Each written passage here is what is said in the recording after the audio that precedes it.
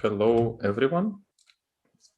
This event is brought to you by DataTalks.Club, which is a community of people who love data. And we have weekly events, and this event is one of such events. You can, to see all our events, you can go to the description, and there is a link to all our events. You can just click on this link, and you'll see all the amazing events we prepared, which is not that much right now, because we have an amazing conference in the next 2 weeks. So do check it out. There is actually a link here on the website and on all the pages. And also there is, so there's another link in the description also to the conference. To not miss any of our videos, subscribe to our YouTube channel, then join our Slack, because a lot of fun stuff happens in Slack. We talk a lot about different topics about data. And then, as I mentioned, we have a conference with 2 weeks conference. Every day we'll have a talk. First week we'll talk about career in data, and the second week we'll talk about machine learning production, and the link is in this description. And during today's interview, you can ask any question you want. There is a link in the live chat. It's a pinned link. You can click on this link and you can ask any question.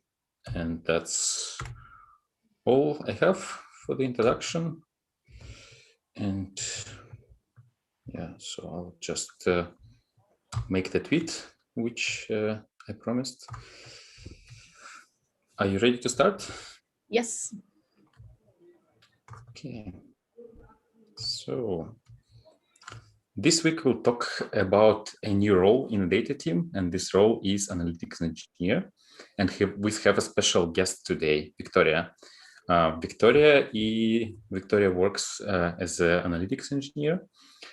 She has background in system engineering, and she works as an analytics engineer at TIER in Berlin.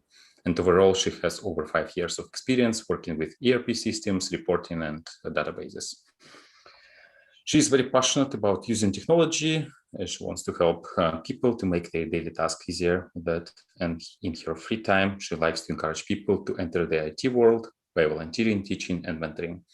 And also, Victoria is one of the first people who joined DataTalks.Club, one of first 10 or 20, I don't remember. But so welcome, Victoria. Thank you for having me. Yeah, before we go into our main topic of what is analytics engineering, let's start with your background. Can you tell us about your career journey so far? So as you said, I studied systems engineer back in Argentina. So that is computer science, basically. And then since I knew a lot about accounting, because my parents are accountants and I worked with them for several years, and I like that as well, it felt super natural to me to start working with ERP systems. I was basically helping accountants to use ERP, so to use technology to calculate payroll and taxes. And then from there, I came to Berlin in 2018, and then I continue also working in a similar role. So helping in the finance team, defining, making reports, connecting the ERP systems with other systems, and automating processes. And then eventually I wanted to move from the ERP world, and that's kind of like how I ended up in the analytics engineer role. So I've been here now for 7 months as an analytics engineer and enjoying it a lot. Yes, so what do you do as an analytics engineer? What kind of responsibilities do you have, and how does your typical day look like? So I do a lot of data modeling. I work a lot around also the data quality, the data availability. So things that I could be doing in a day-to-day are, for example, trying to build a new pipeline, making that data available, building a model, cleaning that data so then it's available for the data analyst and the data scientist to use. So exposing that data to Looker, for example, and also working if there's something that went wrong because something failed, then I definitely have to jump in and check why the data is not available, why the data is not clean. Data. So you said modeling. I mean, it's you probably mean data modeling, right? Yeah, data modeling. So like creating all these diagrams, like how the data looks like, what are the entities in the data. Right? Yeah, so more like writing the So what is that? Yeah, so more writing like the SQL, definitely. I meant like building the models around the data and creating the tables or views and writing the queries behind it to model the data to be able to be used for the analysis.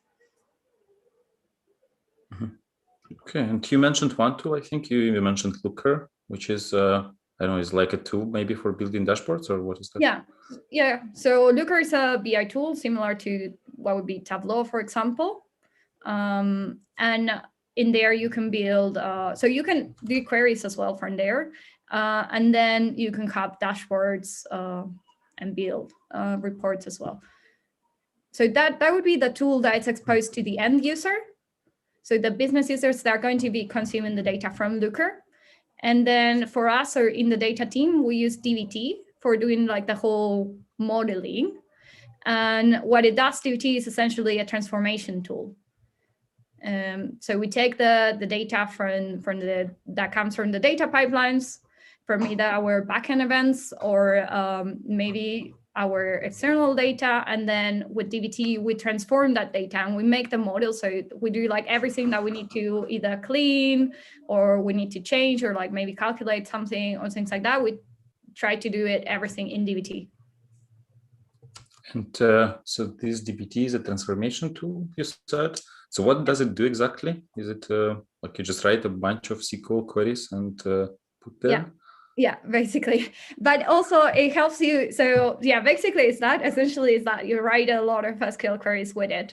But it has a very good things. So it helps you introduce all the software. If you think about like the software development process that you normally study in university, and you think about data, they don't get along very well normally.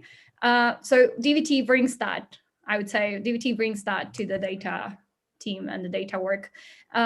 Basically, you have like all these SQL files, but you also have YML files where you would have documentation about the models that you're writing about. And everything is in a GitHub repository. So you have version controlling as well, which is sometimes very hard, or at least in my experience, to introduce in data, something like version controlling, but it's also something that it's extremely useful to have. And it also helps you. So it has tests. You can write tests about your data. You can write your own, and you can also use normal kind of like unique, non-null kind of test. And the nice thing about it is that you don't really have to write the DDL. So you wouldn't have to write create table, create view, drop table. You just write a select, and it does the whole thing for you. It compiles the code afterwards. So DBT is a tool you said for transformating data. So you write a bunch of SQL queries and then takes care of understanding, like of creating these tables actually, right? Yeah. You said you don't need to worry about the DDL. So then you can also do tests with this tool, right? Yeah. So check that the data quality is good. And I guess you can also schedule the queries, like to run them at a particular day. Right? Yeah. So they and then if there's like dependency. Yes. Yes. It managed like the whole dependencies. It even builds the DAG, and you can see like how the models connect to each other, and you could run. So let's say we have like a source model, and then on top of that, like you would build a DEM table. Then you could run from the DEM table everything that comes before, or from the source everything that comes afterwards, which is very nice. So you can easily like check dependencies downstream and upstream as well. And then also they have this, so DBT is open source, but then they also have this paid part, enterprise part, I think it is, which is DBT Cloud. And in there you can schedule everything. So in there you can set the schedule and run your models depending on tags that you could use, for example, or like if they're tables or views or something like that. We have some of them, for example, some of the data is refreshing every hour, some of the data only during the night. So this is, so you mentioned Looker, which is the tool for end users. You mentioned dbt. Are there other tools that you also typically use in your work? Yes, so I also use one tool that's called AdLib for doing the ETL.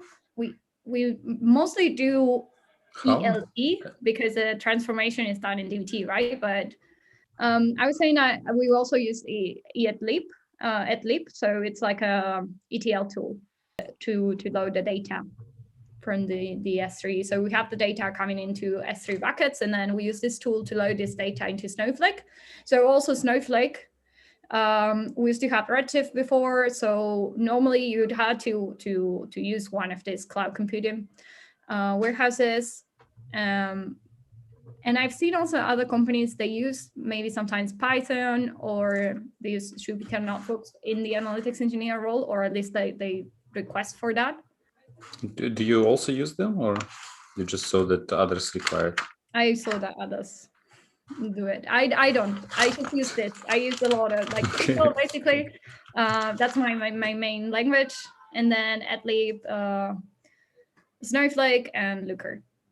Okay, so Snowflake is there. So you have this dbt where you write SQL queries, but these queries need to be executed somewhere. Yeah. And this somewhere is Snowflake, right? So this is where the queries are running. Yeah, the queries are running Snowflake. The data is the story in Snowflake, basically.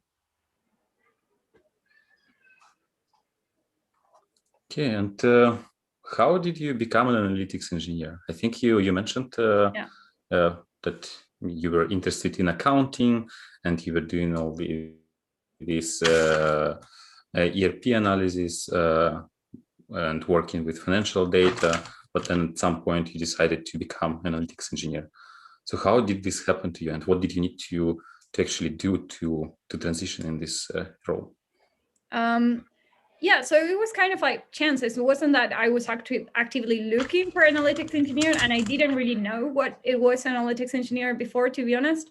But I applied for a normal BI position, I would say. I don't even remember which was the position that I applied for. And then I did all the interviews. And I think like the last interviews were on a Friday. And then on a Monday, I was told that they were going to a hiring freeze because of Corona. And then after a few months, the hiring manager, he reached out to me again and said, hey, we're opening, we're hiring again. Are you willing to talk and then like have a chat? And then he told me about this position, and it sounded really cool. It sounded like something that I wanted to be doing. It was so some parts, I mean, they're very similar to what I was doing before. So before I was also working with data warehousing and all of that, but I was working like more with the ERP data, so the SAP data, and this was more like data in general, I would say, and also so specific, so domain in that domain. And yeah, so that's basically how I ended up. And I even remember that at the end of that call, he then says, oh, okay, so then I'll send you the email with the offers, like the details of the offer. And by the way, the role is called analytics engineer. And yeah. Okay, so you had no idea that this is the role you interviewed for? Yeah, basically. Okay, that's interesting. Yeah, do you know how they actually decided, why they decided to have this kind of role, the company? How did they came up with the idea of starting to have analytics engineers? No, I mean, I know that during Corona, they were thinking about how to reshape the team and where they're going to grow, like make the team grow and all of that. There's also, I mean, they were using dbt before, and dbt are one of the main pushers, like the ones that are pushing for the analytics engineers, I would say. So that would also make sense that it came from there, but I owe you the answer to that one. This position looks like, so to me, when I read job descriptions, it really looks like a data engineer, but on the other hand, there's this analytics component. So what is the main difference between analytics engineer, a data analyst, and a data engineer? So the analytics engineer is supposed to be in the middle. of the data engineer and the data analyst. And the lines are a little bit blurry, I would say, because I think that even in my team, not even different companies, some of us, we go like more on the data engineer side and others more like in the data analyst kind of side. I think that it's going to vary.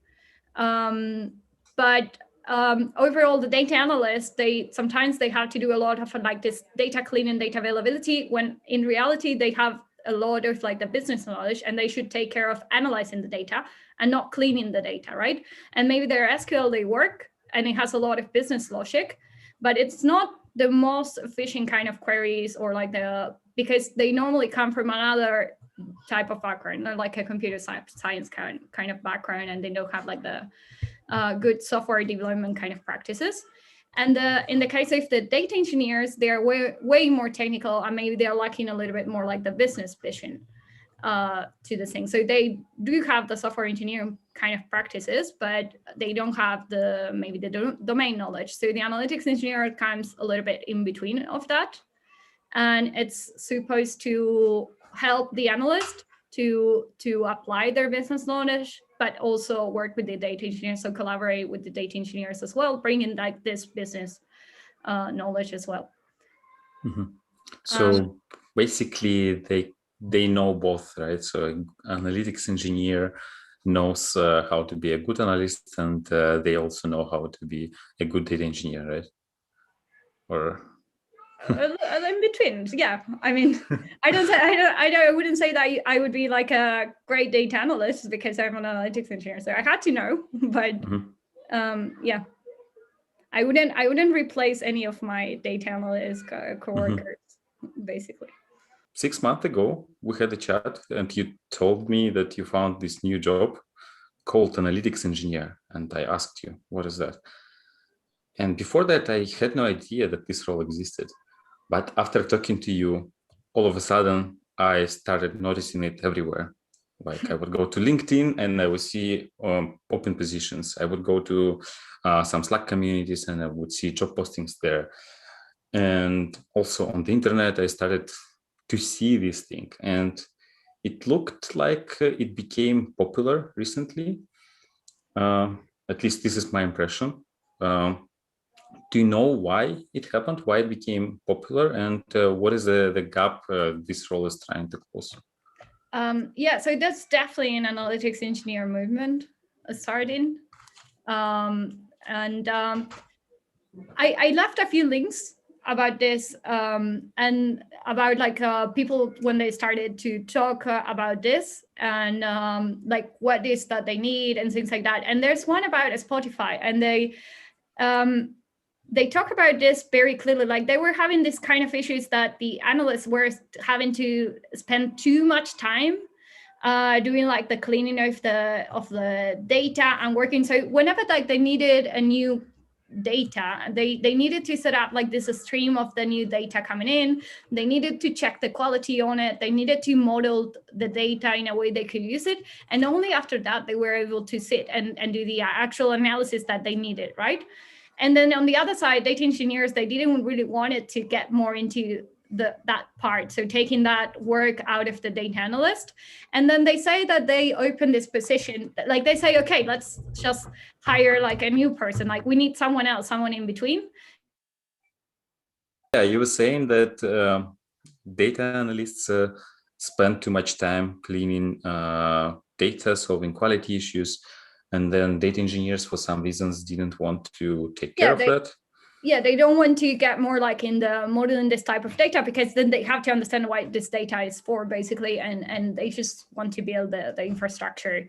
And then also what they were seeing is that data analysts were very good at writing and doing like this kind of thing, but they weren't writing like the best code, let's say.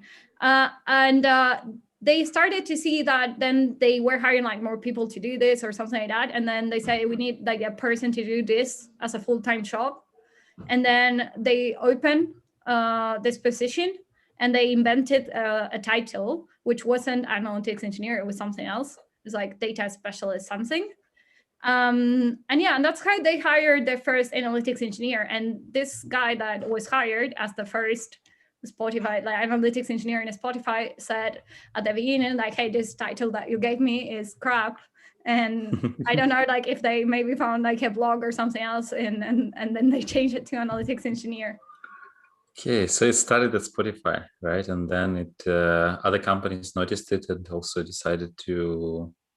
I don't know exactly. So they did it in early 2018, and every blog and kind of like that, they seem to have started over there. So I wouldn't pinpoint like, yes, it was Spotify, but I would say people started noticing like this missing role in between. And then so analysts could actually analyze data, and data engineers could actually just care about the infrastructure and the pipelines. And someone came up with analytics engineer. Okay. Yeah, I actually thought that the data engineer should take care of data quality, but I never thought about this like as they would need to go into how to say, have this domain knowledge that maybe is difficult to acquire while analysts have it. So, okay. Yeah, so before this interview, I wanted to check a couple of positions of analytics engineer, a couple of job postings, and see what kind of requirements are there. So I didn't check Spotify. I found a job posting from Airbnb, and they have these requirements. So the first requirement is understand data needs by interacting with data scientists and data engineer. Then the second one, architect and build data pipelines with data engineers. Then third one is be a data expert and own data quality. And I think we talked already about all these things, like creating data pipelines and taking care of data quality. Then the fourth one is build and improve data tools for auditing, error logging, and so on. And the fifth one is design and build dashboards to enable self-service. Do you think this is an accurate description of the requirements that analytics engineer have in general? Yeah, I would say so. It kind of goes from the pipeline to the BI tool, basically. But again, I think it also is going to, especially since it's such a nice position and all, it's going to change from company to company. So then, for example, in Spotify, they also talk about something quite similar. They do a lot of, I think they talk a little bit more about like being the data owner in a sense and check on data quality. But for example, in other companies, like I've seen in Trade Republic, it looks like they don't even mention data pipelines. And it seems to be more like on the business kind of side. So going a little bit more towards the data analyst, for example. Mm-hmm. So like there is a wide spectrum of, so you have on one side, you have the data analyst, you have on the other side, the data engineer, and there is a whole spectrum of like how you can mix the two, right, to arrive at the analytics engineer. So you can take 50-50. I think in case of Airbnb, my impression is it more leans towards the data engineer, because there is a lot of data pipelines and data tools, but still they have this design and build dashboards, which is more what analysts would typically do. So they have maybe, I don't know, 70% data engineering, 30% data analysts. Okay, and then you said Trade Republic, they more like maybe they're on the other side of the spectrum. So they maybe 70% analysts and then 30% engineers. They do write a lot in the Netflix. I really like the Netflix blog in Medium, and they actually have an article that I also put on the links where they talk about this, and it looks also like it varies from team to team. So like some teams are going to need people like analytics engineers that are going to be more technical than others. And there's also another link that I put about Nubank that they also have, they use DBT as well. And so for example, Airbnb doesn't seem to like they use DBT. So even the tooling changes, right? And then in Nubank, they even have like this, the comparison of what they expect to have like in the analytics engineer profile versus the engineer, the data engineer and the data analyst. And in the case of the analytics engineer, it goes more like to analytics and reporting data pipelines. And then also like this data modeling, and then the whole like data quality and data sharing. And there's a nice comment in the live chat. I just noticed that the comment from Lufthansa is that data engineers are mainly focused on the infrastructure. They don't leverage insight and curate data. Analytics engineers would take the data and carefully curate it so analysts can streamline, I guess, use the data easier. Do you agree with that? Yeah, I would agree. I also think that I heard, like, I didn't hear properly the name, but I also think it's my coworker. Lufthansa, but I No. mispronounce it. What's the right way of pronouncing? No, it's not. It's a different way. It looked a little bit like Yeah, but there is Alan who says Victoria rocks. Maybe he's your colleague. No, I don't know any Alan. Okay, but maybe he just realized I rock. Yeah, I do agree with him. So then, again, I'm continued with the same position. So we talked about the requirements, and then after requirements, they usually have the skill section, and in that position, the skills that Airbnb requires from analytics engineer, this is SQL, so no wonder. Then the second category of skills is distributed systems for data processing, which is Spark, Presto, Hadoop, and Hive. Then they have programming, Python or R, schema design, dimensional data modeling, and the last thing, which I liked, an eye for design. So most of these things, I think, are technical, maybe apart from the last one. And I think most of these skills, again, apart from the an eye for design, this is what I would see typically in data engineering positions.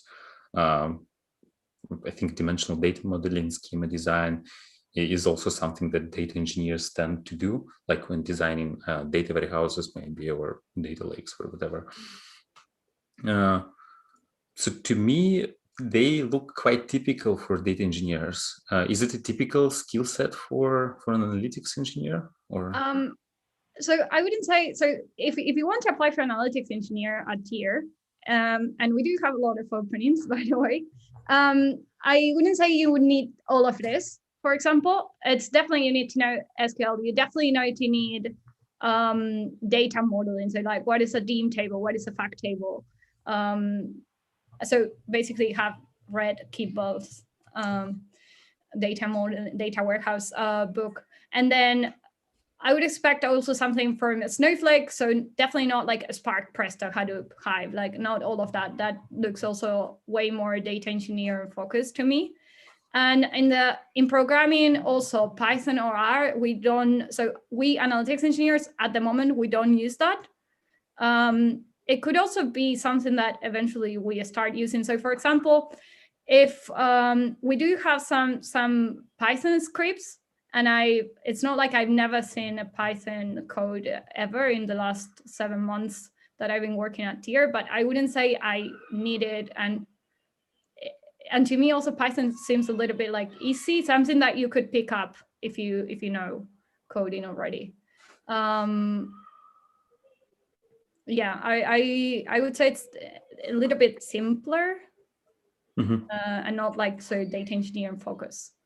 But again, like Airbnb definitely looks way more technical, the analytics engineer role. Do you remember, so you mentioned also Spotify and you mentioned Trade Republic. Do you remember what kind of skills they have in their positions? So I know Trade Republic has a very similar tech stack to the one we have. So they also have or are about to have Snowflake, and then they use dbt as well, and some ETL tool, something like that. So something around that would probably be. I don't remember in the case of Spotify what was. But yeah, for example, in Nubank is the same, very similar to what we have as well. Like they use DBT a lot as well. They've been featured in the DBT blogs and all. So it would be something, again, like SQL for sure, definitely. That is going to be what you need, and to be familiarized at least with everything like data modeling.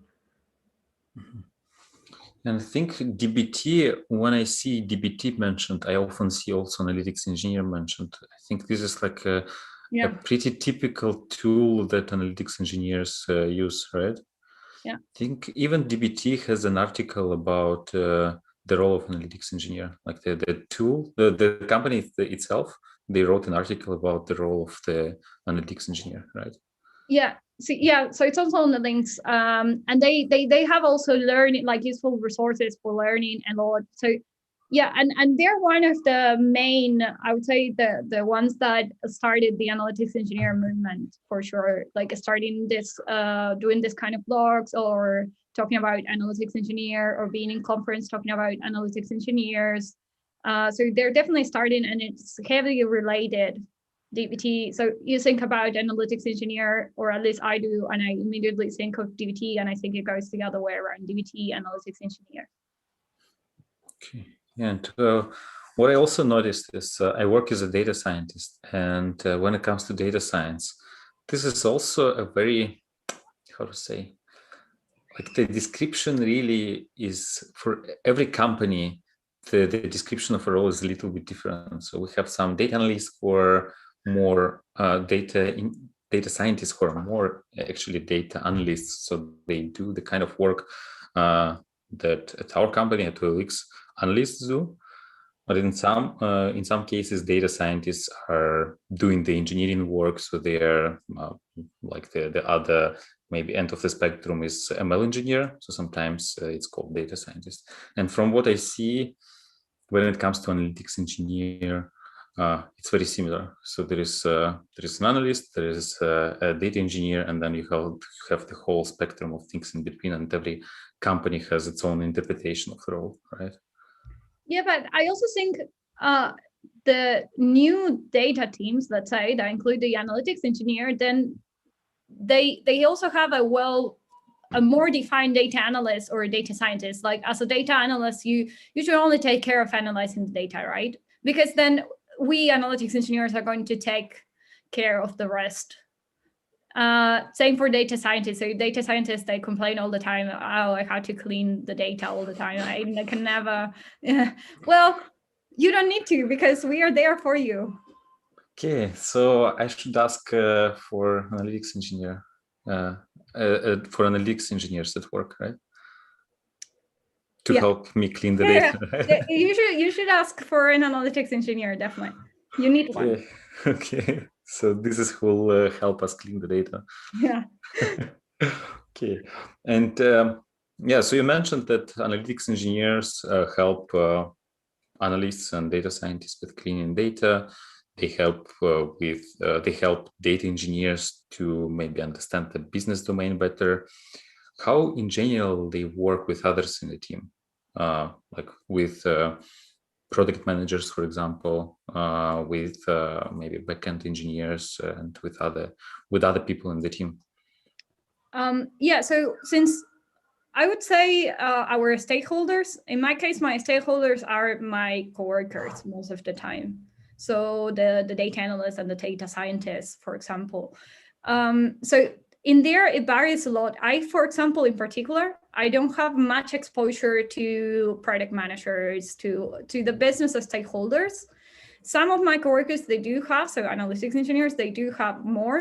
But the idea is also that the analyst is going to take care of doing, like, he's going to, or he or she is going to still be doing their work, and they're talking like to this business as stakeholders, understand what they need, and then also take to us. But this doesn't mean that we analytics engineers are not going to talk with the business as stakeholders. It could be that you also need to go directly to the business as stakeholder as well. And in the case of the backend engineers, it's most likely that you're also going to be involved in the, let's say that there's a new event that has to come in because of new kind of data is coming in, then you're probably going to have to talk with the backend engineers as well to see how they set up that event, because at the end you're going to consume that, right? So you have to, of course, be involved. Also, one thing about the analytics engineers in a team and how it works. In my company, we have the analytics platform, so the data platform, and then we have like more so like operations analytics, commercial analytics, and they have data analysts and data scientists. And we in the platform, and then there's data engineer, right? And we in the platform, we are all analytics engineers. But then each one of these teams, they are also getting an analytics engineer. So this is going to be, so it's getting like to be decentralized. So these analytics engineers, for example, they're going to be more exposed to that, right? So to this business stakeholders, because they're going to be inside the, let's say, the operations analytics team. And this is also in the links. I left a link on how Nubank is actually talking about how they're doing that, how they're scaling and making that these teams, they don't depend on the platform. They don't depend on the analytics engineers from the platform. They have their own analytics engineers in their teams. So this is also like a way to collaborate, let's say. So if to summarize it, to make sure I understood you correctly, so there is a platform team where there are a lot of analytics engineers, and then you have separate teams, and then each team maybe would have one analytics engineer who would work with the rest of the people in the team, right? Yeah, exactly. That will take care only of the, let's say, the commercial analytics engineer will only take care of the commercial topics. For example, where me in the platform, I'm going to be working more on the base data in general, so like maybe more source kind of data or things like that. And actually, speaking of sources, we have a question about that. So in your role, how do you deal with bad data coming from different sources or from changing schemas? Yeah, so in the case of changing schemas, at least the tool that we have at the moment, it adapts to that. So in there, we don't have much of an issue, I would say. I mean, it's of course something that could still, like if we have models that rely a lot on that, but in that sense, I would say it's not such a big issue. And then in the terms of data quality, that's something that we're still working a lot, and I don't think it's something that you ever finish. You ever get to a point that say my data is 100% like the best data. But there's a lot also, I would say there's a lot going on the company, not like a little bit like outside of us as well, because coming a lot of this data from the backend engineers, the data has to come clean from there as well, right? Or like in a good quality from there. What we are doing, I can tell you what we are doing right now is we clean a lot of that in DBT, and that gives a lot of control, because we can see that code definitely what is doing, like what are the records that we are, I don't know, deduplicating or excluding or transforming or things like that. So we do a lot of that. DBT also lets you create what they call macros, which is a UDF, basically, like you would create in any SQL, I don't know, server, Snowflake or whatever, and kind of thing. And then we can also use that. We use that sometimes to transform, let's say, like the name of the cities. So we have like the same names for all the cities in all of our data or things like that. And there's also test, right? So like we check that the cities are defined, that, I don't know, if a number has to be between 1 to 5, it doesn't go beyond that or things like that. And these tests, they apply to each incoming row. So for each row that DBT sees, there is a test, and if some record doesn't pass this test, you get an alert. So the test is basically a query. So let's say you would define your model, you would create your model, and then you would define the columns. And then I would define that this column, for example, the test that I'm going to apply is not null. So then at the end, when you run the test, when you execute this test, what it's going to do is going to select from this table where this field is null.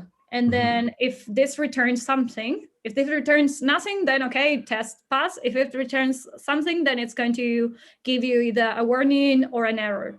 And the nice thing about DBT is that we can do that before building the models. So then we could, like, for example, what we do is we check that the sources don't have errors. If they do have errors, then the models that use the sources, they're not going to be built. So we don't build things on wrong data, let's say.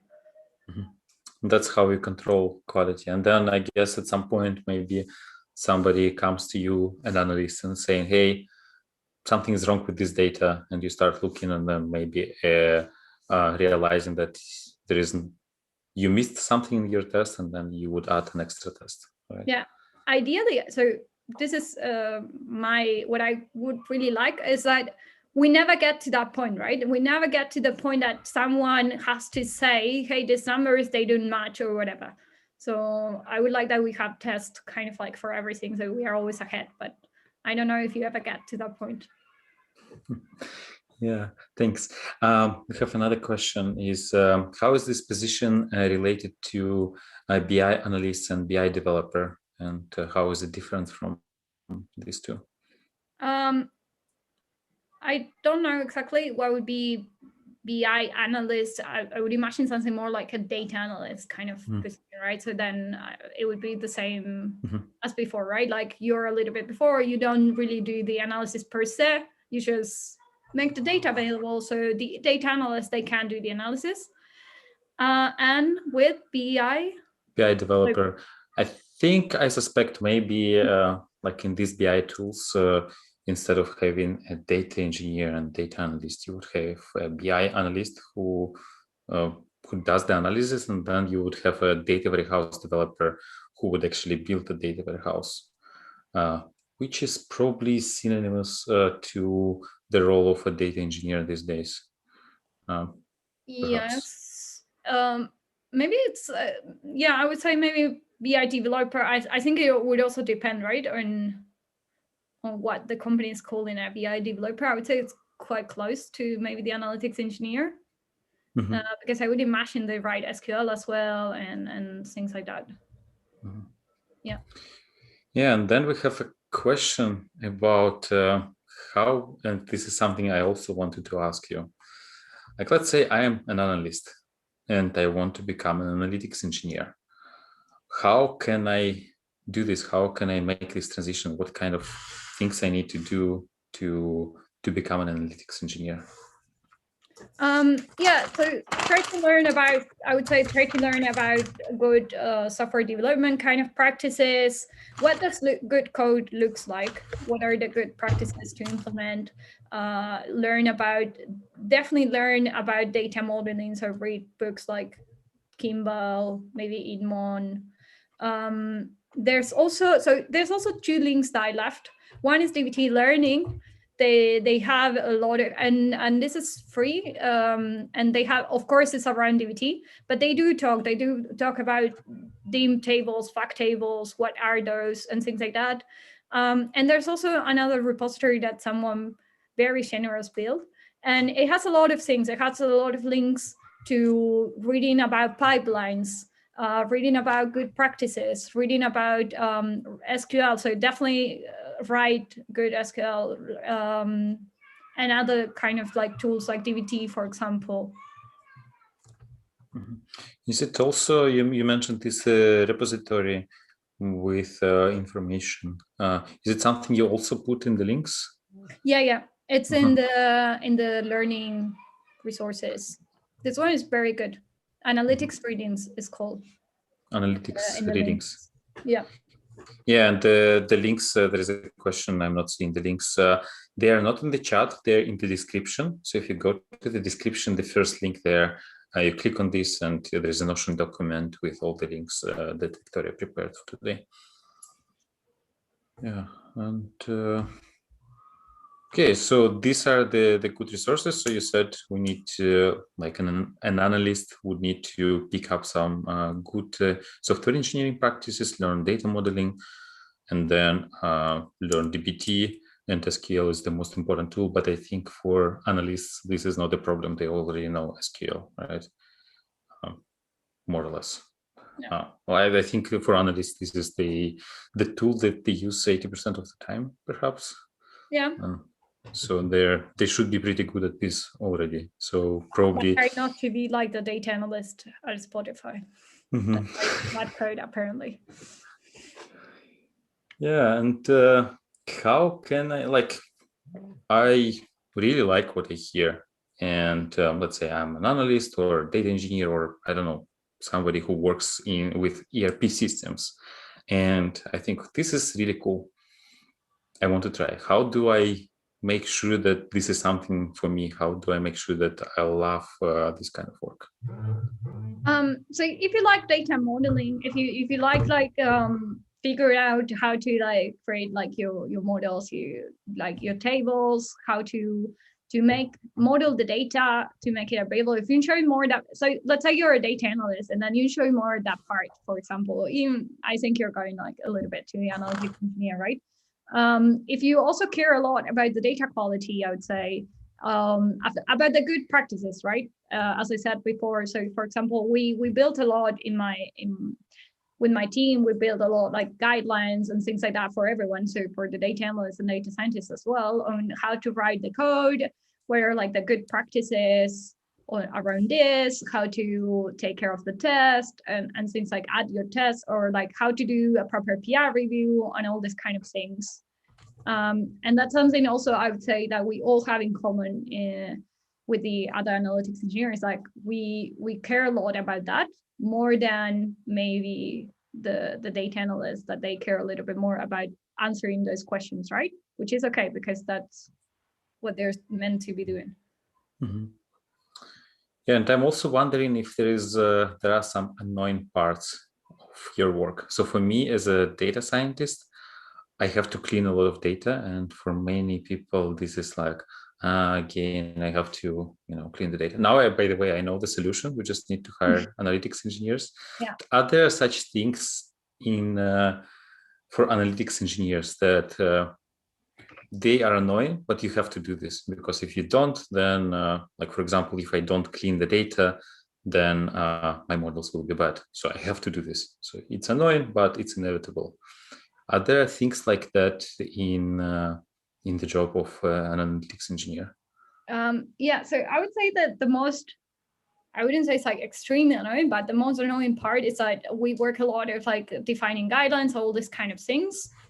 And then maybe we can't really make people follow them, which is sometimes a bit maybe like, yeah, that would be the most annoying part. Also, not annoying, but not as rewarding, let's say, if I compare it with other jobs I had in the past. So before, if I would automate and something like a process and reports and something like that, when I was working with my stakeholders were the accountants, and then month end close suddenly was being done in one day thanks to my work instead of 1 week.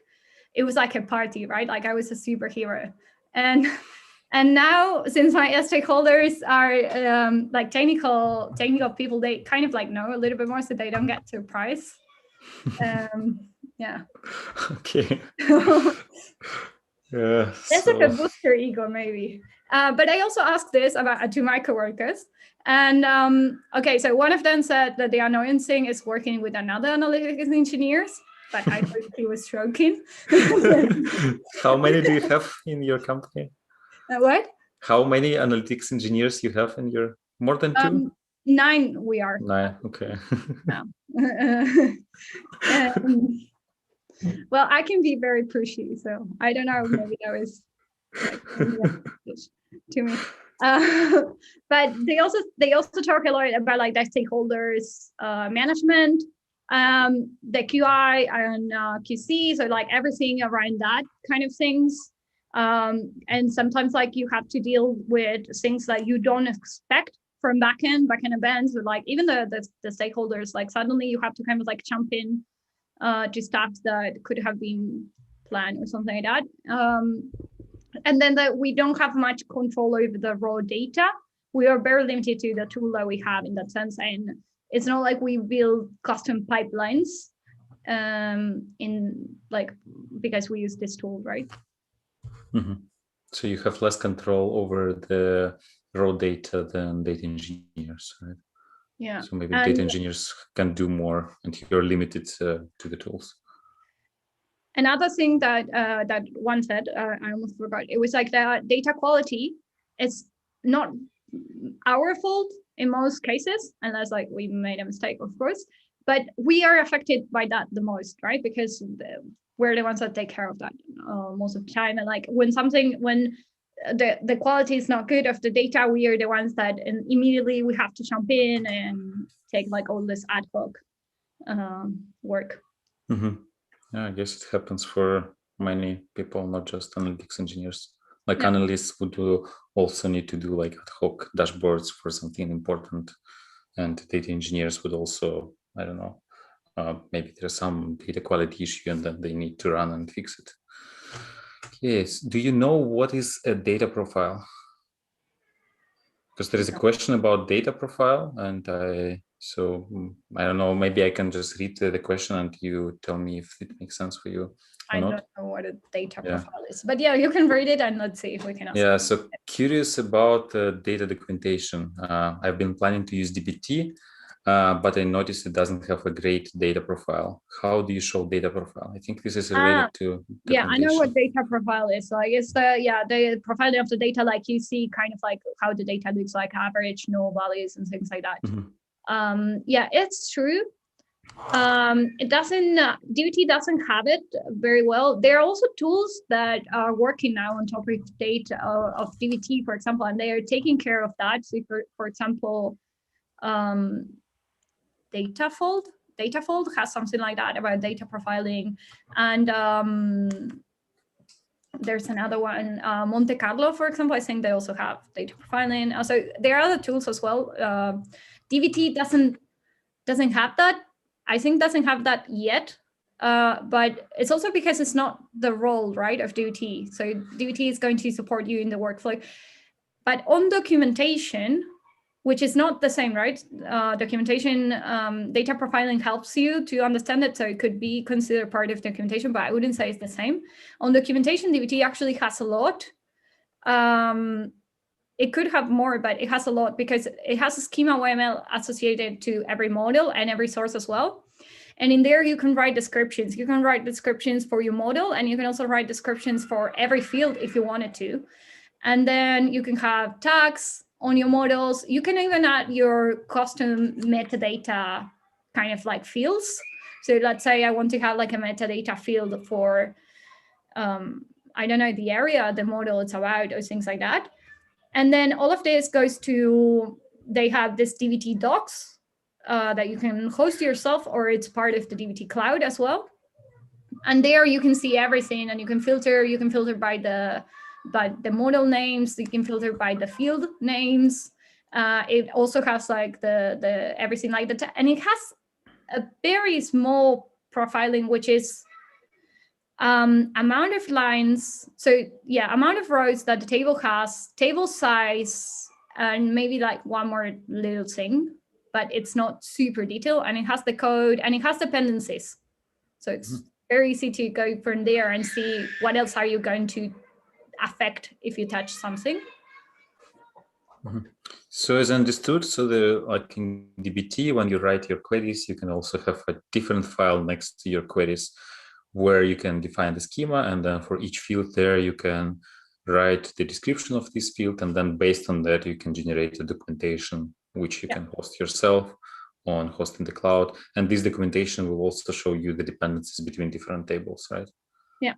Okay, which is pretty nice. Like I guess it shows you not only you have, you know what kind of data you have, what kind of fields you have, you also can see the data lineage because you know where the data is coming from. Yeah. Okay. So I'm looking at the question. So another question we have is, how do you go about writing tests using SQL? I think we touched on that a bit. You said like with DBT, you can write some unit tests, right? Yeah. Which are queries. Is there anything else in DBT for that? So you can use some of them, the ones that come, which are like the unique and not null, for example, like basic stuff, and they would translate to a query, right? So you would only write unique, for example, in the test you want to apply, and that would translate to a query, like I said, like it would do select from this field that you said is null or something like that. But then you can write your own queries, and your queries can do anything you want. Just think about that, right? It should give you something like a select count at the end kind of query, right? But you can do anything around that. Mm-hmm. Do you, so the question is also, I get continuous, I only ask the first part of the question. I feel that it can get overwhelming to maintain all these tests over time. Do you have any best practices for that? Like how can you deal with maintaining all these tests? Not that I can think of, but I would say try to keep them generic or something like that, right? Try to think about your test as something that could be a package. If we think about like, let's say like a Python package or something like that, like try to think about like that could be a library. So try to keep them generic and not like super specific. Sometimes you don't need something super specific to test if a certain number is right or wrong, right? So probably try to do something like that, I would say. Okay. So there are a couple of not questions, but quotes, and I want to read them out. So the first is, think of the analytics engineer like a librarian who curates the data in a certain way so scientists and analysts can find what they need more effectively, more efficiently. Yeah, that comes from the DBT vlog. I'm 70% sure on that one, but I think that comes from the DBT vlog. Okay. I agree. Yeah. That's interesting, a librarian. And then another one, maybe you also know where it comes from, or this is how it goes. The analytics engineer is the chameleon of the team. They can build custom apps and tools to serve the team they're working with. Nice. I didn't know that one, but I do know one that's very similar, and it was written by her name is Rocio, but I don't remember the surname. And she used to be an analytics engineer in Netflix. And she said that the analytics engineers are Swiss knife armies. So similar, right? Like as a chameleon, I would say. Yeah. So you need to know some analytics, how to do some analytics. You also need to do some data engineering, and so I guess you need to wear different hats all the time. Okay, I think we ran out of questions. The last question we have is, this will video be recorded and put on YouTube? It is already on YouTube. It will stay there. It will not go away. So you can, at any point of time, come back to this video and rewatch it. And it will also be released as a podcast 1 week later. So do check it out. And yeah, I think I covered all the questions I prepared for you. Do you have any last words? No, there's only one that we're missing, which is like how technical the role is in percentage. Yeah, but I think we covered that. Yeah. But I just want to say like one thing. I was thinking like it was more like a 50 or 60. And then I asked my coworker, and he was a data analyst. Then he moved to data engineer, and now he's an analytics engineer. And he told me that it's only like 20%. So if we think like, okay, so 0% technical is, let's say 5% technical is product manager, right? So sometimes they run some SQL queries, but they are mostly dealing with priorities and other stuff that is not technical. And then we have maybe data engineer who is super technical, maybe 95%. So they still get to talk to people, this remaining 5%, but they're very technical. And what you're saying is that you think that it's 60%, right? So analytics engineer is 60, while your colleague thinks it's 20. Yeah, it's like 20-30, because he says he's not writing so much code as he used to as a data engineer. Okay, so he was a data engineer and became an analytics engineer. he wore the whole amount of hats because he was a data analyst and then a data engineer and now an analytics engineer. So that person can actually he has seen many different things. Okay, yeah, makes sense. So do you agree with that? No, I stay on the, I understand where he comes from. I stay on the 50-60, I would say. Because even though you don't write the code as much, you definitely need to know how to, or like at least to see when it's bad code, let's say, and be able to correct it. And when I look at this description of an analytics engineer at Airbnb, I think it's very technical. Yeah. Like if we talk about that kind of analytics engineer, that is a very technical role. So I think it's maybe like 70% or 80%. Yeah, I would say that's like a good mix, at least for me, that I've never been 100% technical. I've always been kind of like in between. I always had to either learn about accounting and IT at the same time, kind of thing. I would say it's a good mix because there are days that I have to be in meetings and like brainstorming and learning stuff and things like that about like where the questions going around the data, and there are other days that I can just listen to my music and write my models and things like that. Okay. Yeah. So do you have any other last words? No? How people can find you? LinkedIn. You can find me on LinkedIn. Yeah, I guess my name is on the video, right? So Victoria Perez Mola. Well, I guess that's it for today. Yeah, thanks a lot for joining us today, for sharing your experience with us. And thanks everyone for listening and asking the questions and for sharing these nice quotes. I really like them. Yeah, that's it for today, I guess. And everyone have a great weekend. Cool. Thank you. Thank you for having me. And so I had a great time. Have a nice weekend as well. Me too. Goodbye.